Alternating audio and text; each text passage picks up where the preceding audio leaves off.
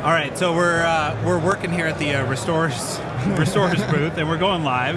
This was unexpected, and I am your host now. Craig has done an amazing job so far, but we're very excited. We have our COO, Vice President, owner. Wait, who do we have here today? Are you talking about him? No, I'm talking about you, bro.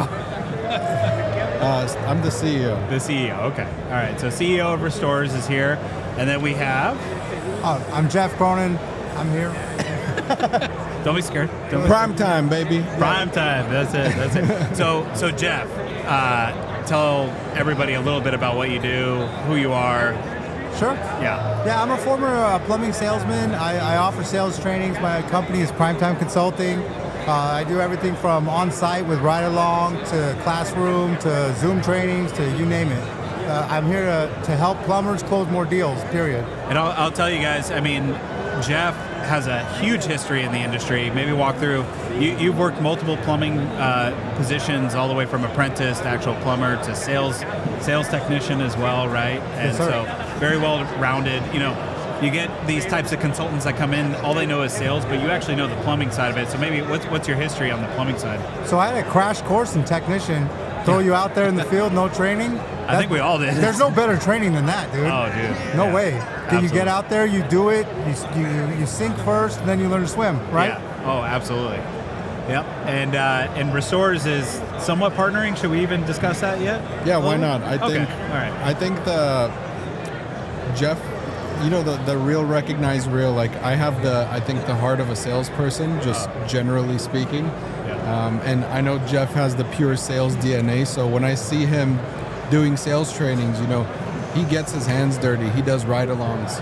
He actually speaks plumber because he is a salesperson that was in the trenches as a plumber. So I recognize that, and I think Restorerz is different because we're a sales-driven organization, not just a restoration company. But I really would like to align with Jeff. And so we've been talking about some cool things that we're going to do, which we might talk about later. Yeah, I feel like, I mean, obviously being a plumbing business owner, the family plumber, you know, I hate using the term sales, and I think, Jeff, you kind of delicately balance sales versus, you know, being an informative technician, also providing so many options. And one of those options is financing. We were kind of mentioning it earlier, but financing is a necessity. I know with my business, our revenue stream, typically month over month, I would attribute probably about 30% or more towards financing. But you know, what have you experienced? What is a lot of reserve when it comes to financing for plumbing contractors specifically? Like what do they say? I don't want to touch that. I don't want to do that. Why? I don't understand. I never understood why either, right?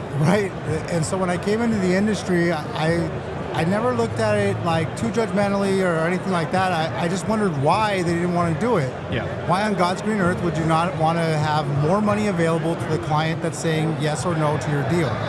And like what we talked about before, if they told you no, they said no to your deal. Yeah. Not necessarily you.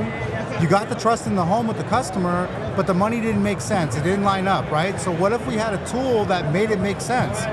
All of a sudden that deal that they're saying no to, that was not appetizing for them, that they could not manage, you give them a number that they can manage, right? Something that is manageable. Yeah. And then your no's turn to yeses, you're sending less emails, like you're working less at that point and making exponentially more money. To me, that was a no-brainer. My job, my duty is to convince a plumber or the sales guy or the owner of the business, like, hey dude, sales is not a swear word.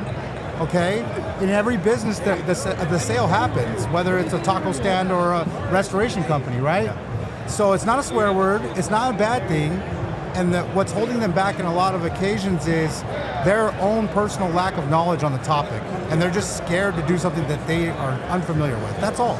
Yeah. Do you think, I mean, correlating it to restoration, it's not so much sales, more working with insurance companies, right, for the most part? But That's, I think, the ultimate, you know, that's exactly the opposite of what a home service company should be. So we're not a restoration business. At the end of the day, sure, what we do is property restoration, but we're a home service business. We service customers in their home. So the whole restoration industry, talks about insurance, and that's the insurance industry. Yep. When you guys send us a referral, we partner with the plumbing companies.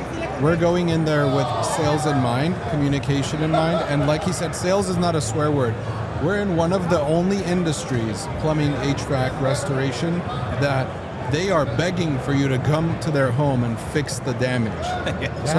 So you shouldn't think that like you're selling them something. All you're doing is providing a solution, and there's a price to pay for the solution. Oh, absolutely.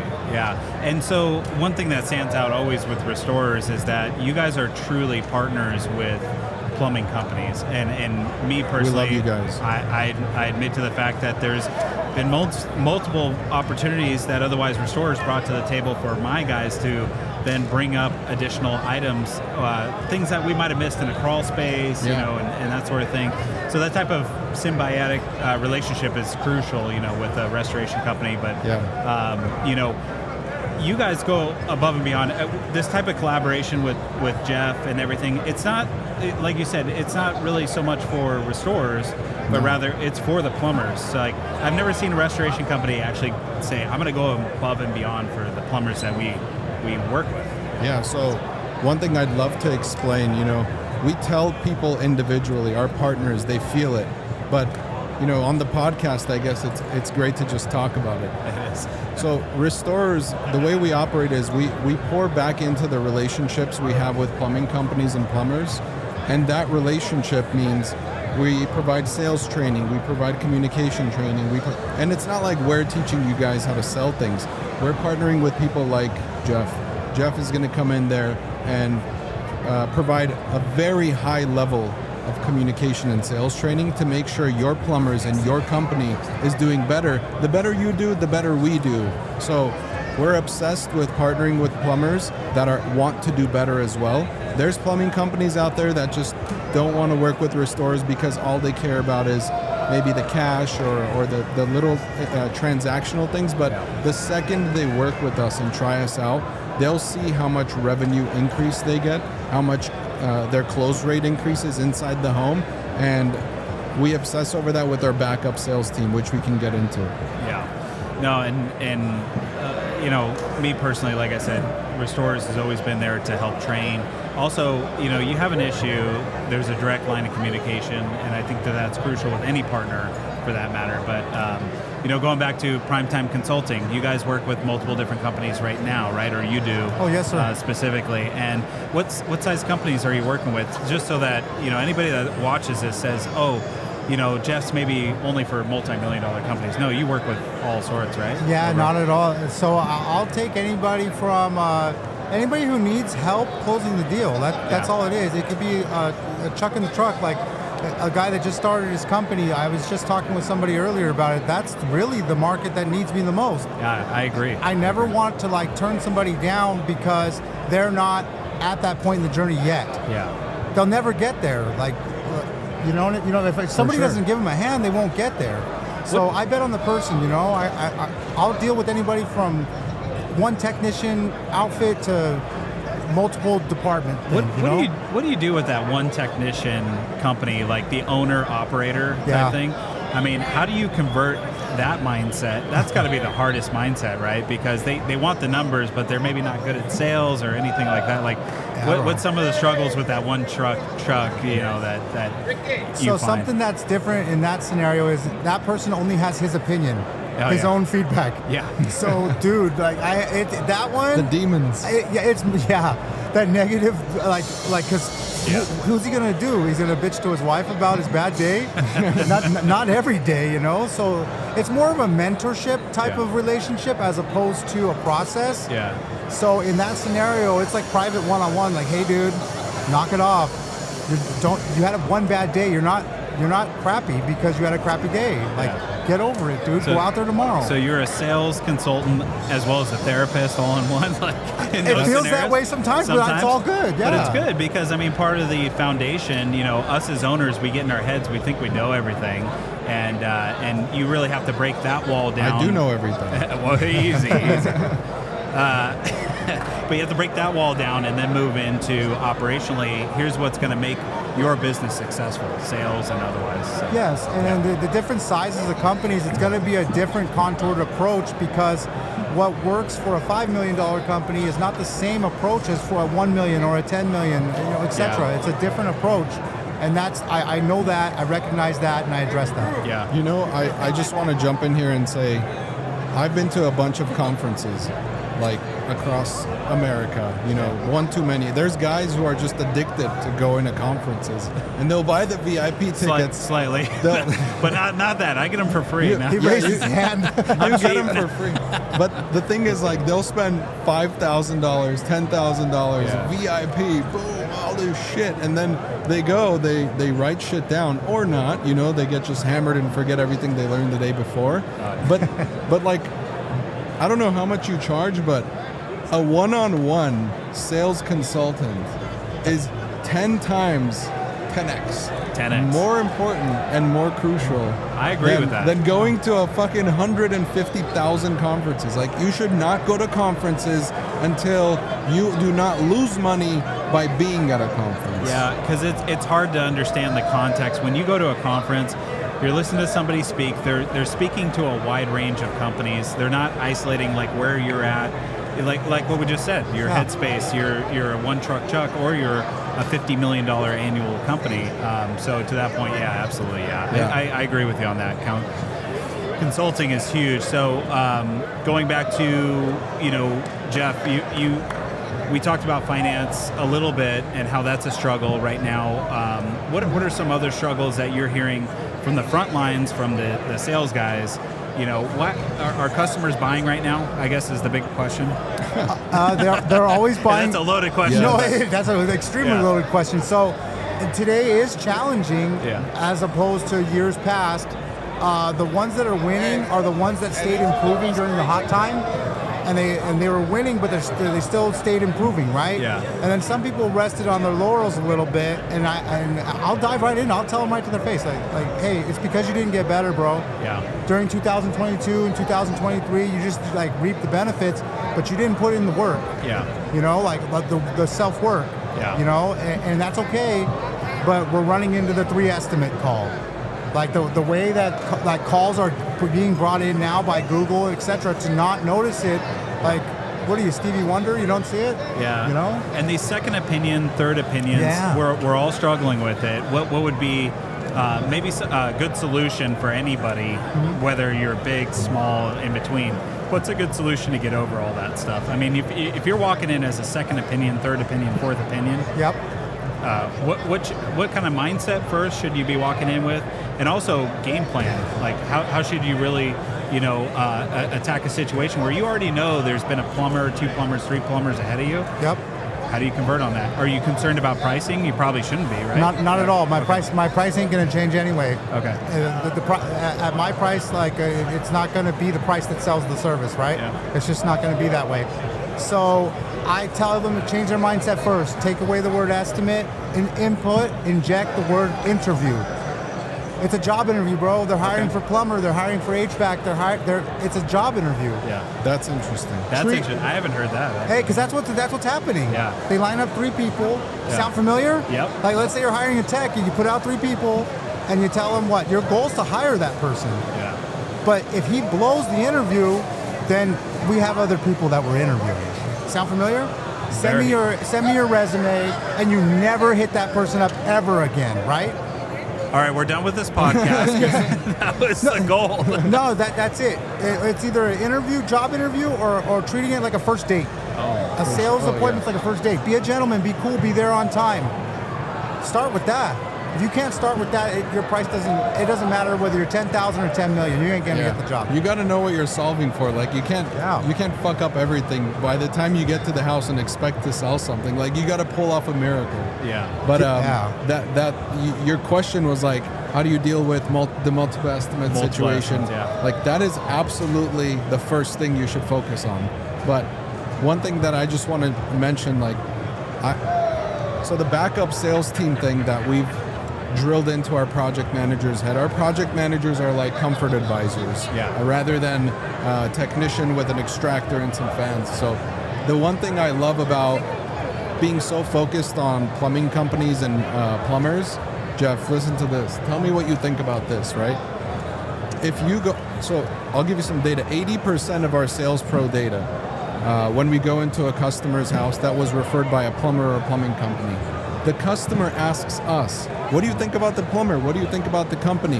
What do you think about this estimate? And guess what? We're obviously going to say, like, the baseline is, oh yeah, the plumber's great, blah, blah, blah, blah. Yeah, They're our partners, right? But what if you were going to take that situation and that opportunity and utilize it as leverage for the plumber, get the plumber back in the home? So we train every single Monday, all of our comfort advisors, our project managers. Anytime this situation comes up, there's so many ways to pull the plumber back in a home. So that's a solution. Solution is partner with the company that has this function.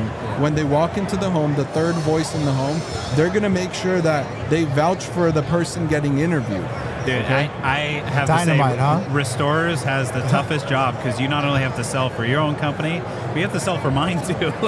I hate to say that, but it is true. Yeah. I mean, It's okay. It's okay. It's okay. He'll do it for me. Nobody knows. He does it for everybody. No, I really like that approach because, okay, plumber's not in the house. Yeah. Restoration project manager is in the house. They're going to ask him privately, like off the record, off the book, you know, like, hey, bro. 80% of the time. Yeah, 80. like, hey, bro, what do you think about this? Yeah. And then he shoots it to him straight, right? He says, yes, the diagnosis is correct. Yes, the price is in line. Yes, I mean, it has to get done. Like, he's reinforcing what's already been put down, right? Yeah. So in reality, like, that homeowner, what are they going to say? It's like getting They're a gonna feel reference. confident. Yeah. So to take it a step further, like, the way we collaborate with you guys is not just by accident. You know, if we call, you answer, or if you call, we answer. No. When you guys send a referral through the Referrals app, which we'll get into later, the Referrals app actually gives you full transparency about what Restorerz is doing in the home and with your referral after you send it off. So gone are the days that you send a referral and it just goes into the ether. And that is a huge issue between these restoration and restoration and plumbing. But to talk about the partnership more, like, our project managers are required. They are absolutely required to contact the referring party, the plumber, and collaborate up front and ask them what's going on at the house, what should they look out for, and what is the message.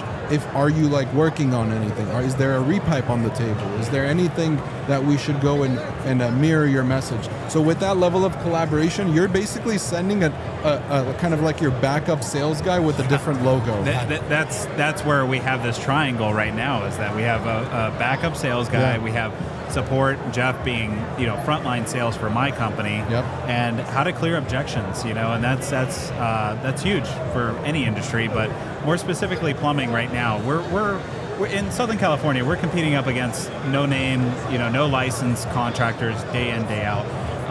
You know, for somebody like yourself, Jeff, that understands the price is the price, right? Yeah. I think you'd agree with that. Yeah.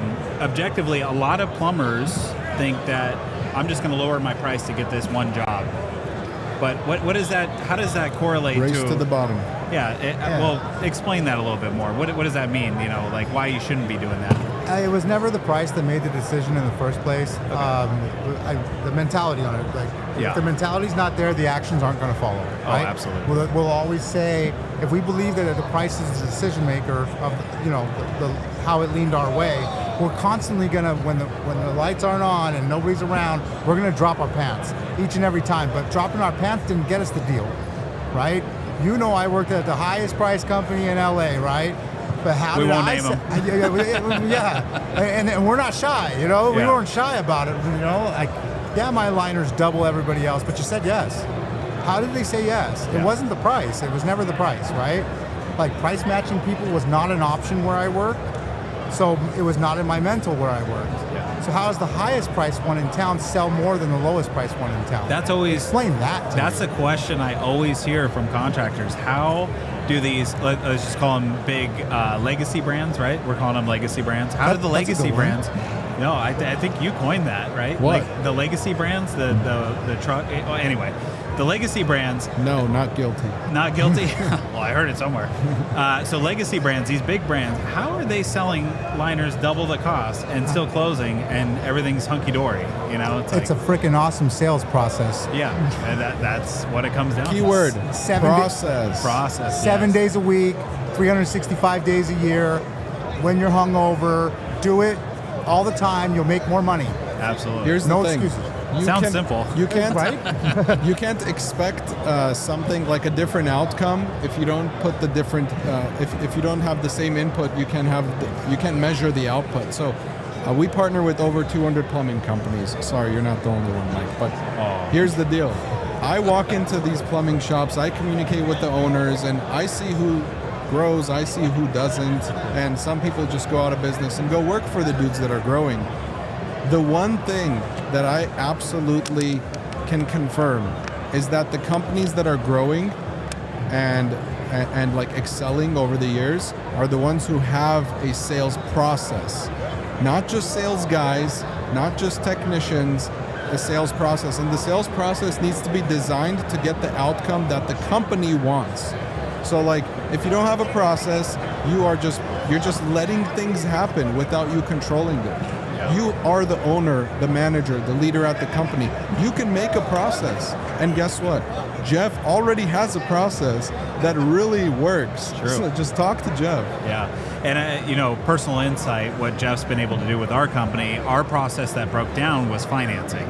We didn't know how to pitch it without sounding a little bit, condescending to a customer. I mean, it's hard to say like, do you want to finance this? Because it sounds a little combative, right? And like you're saying they can't afford it. Yeah, like they can't afford it, right? Right. And And by the way, you're not financing it. You're Yeah. offering a plan. You have a financing partner. And that's where we're getting to. That process of how to really articulate that properly is something that Jeff is absolutely excellent at. And actually increased, like I said, we talked privately, but I had our financing company, I'm not going to name them on this, but they called me in January after Jeff's amazing teaching to our project managers. They shut off our financing. They said, you guys are financing a little bit too much. I was like, oh, wow, we went from none to, okay, all right, that's fine. But yeah. Yeah, but what happens when you start providing those options to your customers? Oh, it accelerates things. And on the option side of things, I think what's important is that when we're talking about discounts, I think you would agree, you don't discount price, you just discount your Scope of work. services, your scope of work. That's all you're doing. Yep. If you're touching price to try to get a bigger job, what you're doing is you're losing your bottom line revenue anyway. So why even do that? So one thing about discount anchoring is I offer it in a way that we're not discounting from our bank. Yeah. Right? How does the store get you in? A sale, right? So if we offer senior, military, AAA, all that stuff on the front, not only is it going to make the customer inclined to feel like they got a deal, but it's also going to discourage them to ask for more. Oh, yeah, that's a good point. Does that make sense? Yeah. So let's say Once that door opens, it's hard to close. Yeah, like so. Once say they're at $28,500, and I gave them $3,500 in discounts and got it all the way down to a flat $25,000, which is what we wanted in the first place, right? That's like the store's asking price, right? They're like, well, he got it down to $3,500. This guy's cool, right? They don't feel inclined to ask me for another one. Yeah. Right? So Very true. If we attack it on the front end, the best defense is a good offense, right? So I bring discounts and credits into the conversation first, and then I close that topic first, and then I close the deal next. Well, here's another question for you. Do you think that percentages or dollar speaks louder when it comes to discounts? Sorry, the upfront discounts. So. Dollar for sure. People don't think in percentages, they think in dollars, because that's what they're going to pay you. They're not paying you a percentage. That's a huge nugget right there, because especially if I could say I saved you $3,472 via the discounts and credits. They got it all the way down to 25 flat, all the way down to 25 flat. Yeah. Price it high, look them in the eye, baby. All the way down. All the way down. Yeah. This is the thing. Like, I don't speak very openly and publicly about sales and things like that, but I love how Jeff is hitting all the points. Like, vocabulary is so important. Why say good when you can say fantastic or the best? Like, there's nothing better than the best. Why say down when you can say all the way down. All of these little things matter. It's true. So sales is communications. That's that if you boil it down.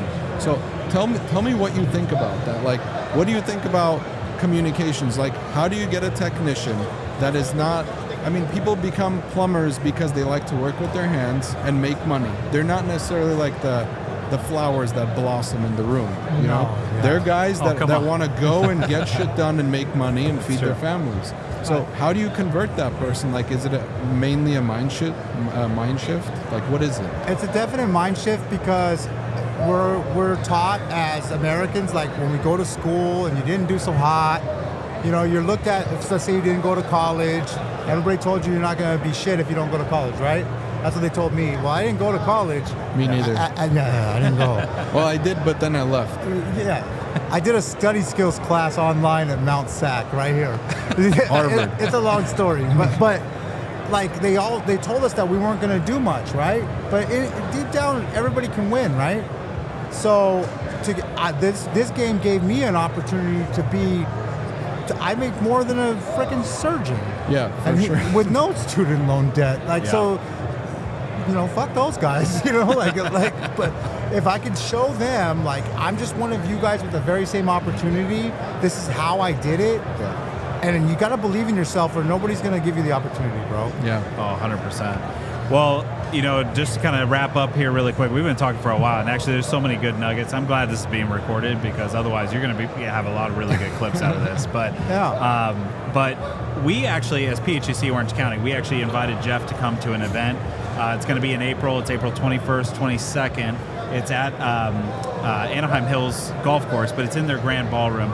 We're going to have 80 limited spots for members only. So if you guys end up watching this segment of this podcast, I would heavily recommend registering for that. And you know, it's going to go over all this. We're gonna cover so much in a 24-hour or 8-hour period. But but I'm really stoked about that. I don't know if you are as well. No, it's me gonna be too. cool. I'm super pumped about the opportunity. Like for an establishment like PHCC, like a thing like PHCC that teaches these guys actually how to do it. Yeah. Like I think what you guys do for the plumbing trades, it's so honorable, you know? We It's got great. the professionalism, the technology, we got the government relations. The problem is we don't have the business sense sometimes, not all the time, but sometimes. There's the business sense that you need to really better your business, better your individuals, and the frontline sales training is one of them. So we're excited to incorporate you into PHCC a little bit more. I was thinking to myself, PHCC teaches them every single thing about this business except for, and then I'm like, the sales. Oh no shit, that's why I'm there. You know what I mean? Like, oh, I get it, I got you there. That's you why know? I made the phone call. Oh, duh, that's why Mike hit me up. Yeah, that's it. That's it. All right, I got this. I got you, Mike. You got the rest, right? Awesome. Yeah, that's it. I'm excited. Well, we're excited for that. Thank you, Restorerz, as always, Edgar and Edward. Is Edward here today? No, he's not. Oh, he's not. He's got 2 little kids at home. Man, that's no excuse. No, I'm just kidding. But no, we really appreciate the opportunity to talk about this, and this is awesome. Jeff, we're excited for that event. Thank you guys so much. Thank you guys so much. You're the man. Yeah, no, you guys are the man.